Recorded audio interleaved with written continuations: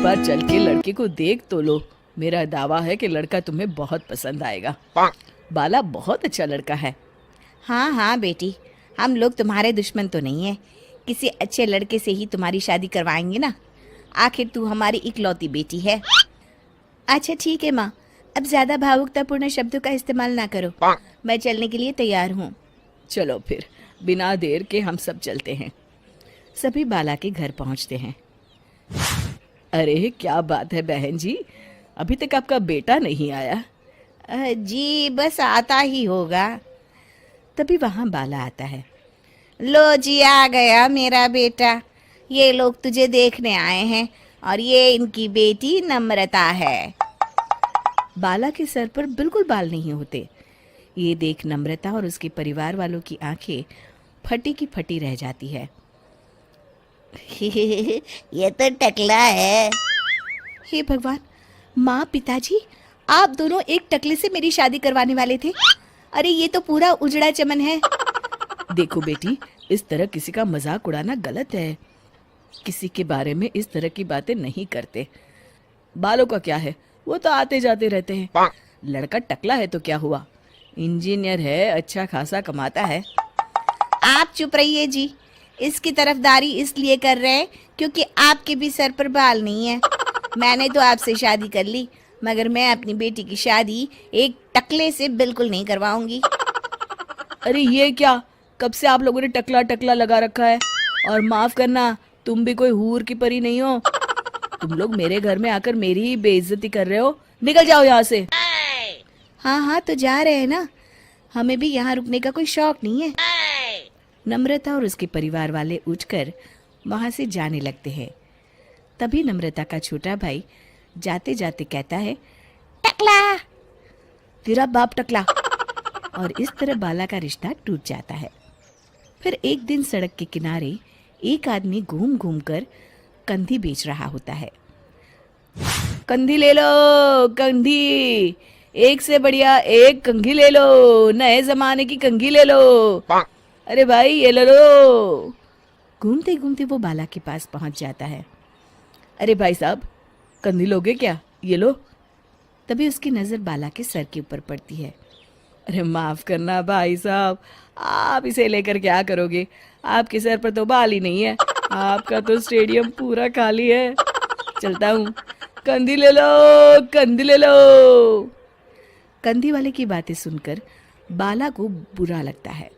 उस समय बाला को ऐसा महसूस होता है कि उसके लिए दुनिया में सबसे कीमती कोई चीज अगर है तो वो सिर्फ बाल है। बाला सड़क पर चलते हुए लोगों के बाल बड़े गौर से दिखता है। चलते चलते बाला एक मंदिर के पास पहुंच जाता है। हे भगवान, तुमने ये मेरे साथ क्या किया? थोड़े से बाल अगर मुझे दे देते तो तुम्हारा क्या चला जाता? सारी दुनिया मेरा मजाक उड़ाती है।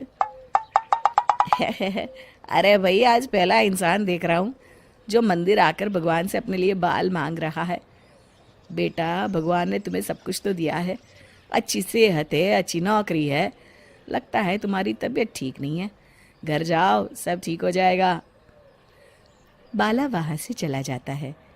घर पहुंचकर बाला खाना खाता है और अपने कमरे में सोने के लिए चला जाता है।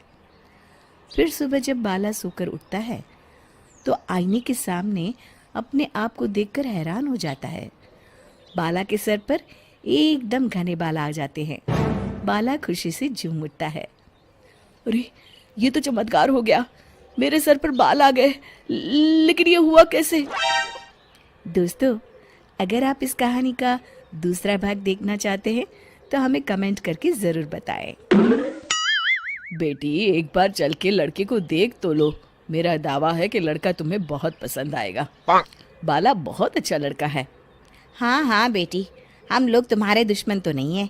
किसी अच्छे लड़के से ही तुम्हारी शादी करवाएंगे ना। आखिर तू हमारी इकलौती बेटी है। अच्छा ठीक है माँ, अब ज़्यादा भावुकतापूर्ण शब्दों का इस्तेमाल ना करो। मैं चलने के लिए तैयार हूँ। चलो फिर, बिना देर के हम सब चलते हैं। सभी बाला के घर पहुंचते हैं।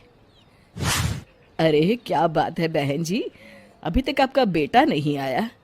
जी बस आता ही होगा। तभी वहां बाला आता है। लो जी, आ गया मेरा बेटा।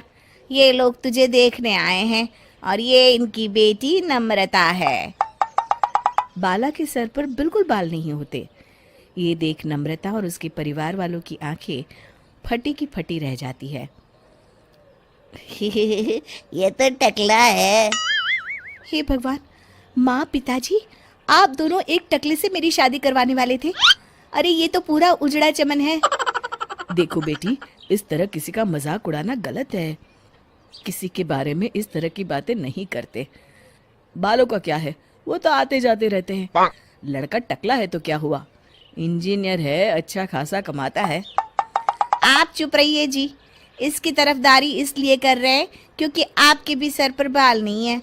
मैंने तो आपसे शादी कर ली, मगर मैं अपनी बेटी की शादी एक टकले से बिल्कुल नहीं करवाऊंगी।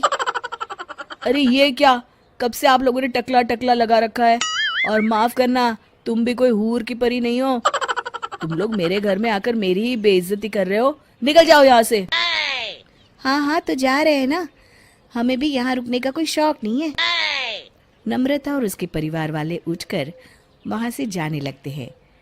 तभी नम्रता का छोटा भाई जाते जाते कहता है, टकला। तेरा बाप टकला। और इस तरह बाला का रिश्ता टूट जाता है। फिर एक दिन सड़क के किनारे एक आदमी घूम घूम कर कंधी बेच रहा होता है। कंधी ले लो, कंधी, एक से बढ़िया एक कंघी ले लो, नए जमाने की कंघी ले लो। अरे भाई ये ले लो। घूमते घूमते वो बाला के पास पहुंच जाता है। अरे भाई साहब, कंधी लोगे क्या? ये लो। तभी उसकी नजर बाला के सर के ऊपर पड़ती है।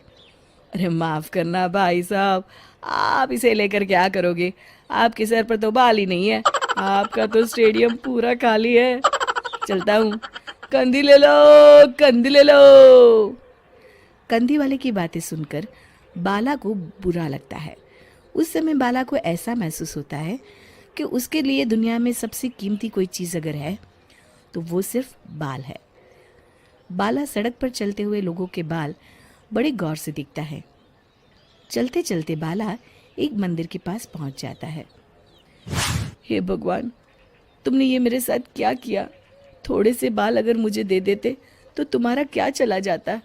सारी दुनिया मेरा मजाक उड़ाती है। अरे भाई, आज पहला इंसान देख रहा हूँ जो मंदिर आकर भगवान से अपने लिए बाल मांग रहा है। बेटा, भगवान ने तुम्हें सब कुछ तो दिया है। अच्छी सेहत है, अच्छी नौकरी है। लगता है तुम्हारी तबीयत ठीक नहीं है। घर जाओ, सब ठीक हो जाएगा। बाला वहाँ से चला जाता है। घर पहुंचकर बाला खाना खाता है और अपने कमरे में सोने के लिए चला जाता है। फिर सुबह जब बाला सोकर उठता है तो आईने के सामने अपने आप को देखकर हैरान हो जाता है। बाला के सर पर एकदम घने बाल आ जाते हैं। बाला खुशी से झूम उठता है।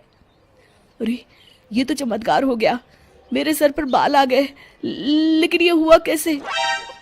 दोस्तों, अगर आप इस कहानी का दूसरा भाग देखना चाहते हैं तो हमें कमेंट करके ज़रूर बताएं।